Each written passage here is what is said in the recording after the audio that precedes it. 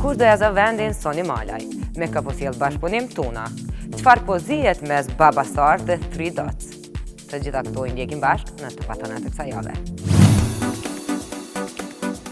Këngëtarja shqiptare me famë ndërkombëtare Rita Ora ka filluar mbar vitin 2015. Pas debutimit të suksesshëm në edicionin britanik të The Voice, Rita ka marrë një tjetër lajm të gëzueshëm. Kënga që Ora ka interpretuar për filmin Beyond the Lights është e nominuar për kategorinë Best Original Song.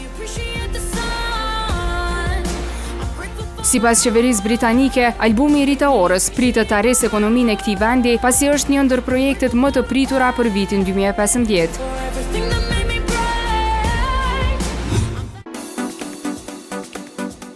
Ka pak ditë që ka nisur edicioni i 4 i programit për gjetjen e talentëve në muzikë X Factor Albania. Në episodet e para në panelin e jurisë janë shfaqur Alban Skënderaj, Pandi Laço, të dytë pjesë e ekipit që nga fillimi, ndërsa këtë vit janë parë edhe Besa Kokdhima dhe Miriam Cani. Mirë po këto para.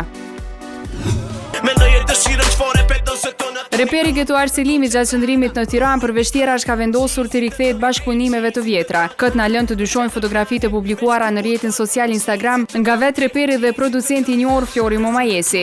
Geti fotografinë e publikuar e përshkruan si një bashkëpunim i kualitetit të lartë. Nëse projekti i radhës do të jetë një këngë, nuk do të shënojë një hap të ri për dyshëm, pasi që artistët vite më parë sollën hitin Një herë në jetë ose siç një jetë ndryshe Baby. Por këtë herë duket bashkëpunimi do të jetë më i zgjeruar, pasi do të përfshi edhe antarë të tjerë të labelit Babastar.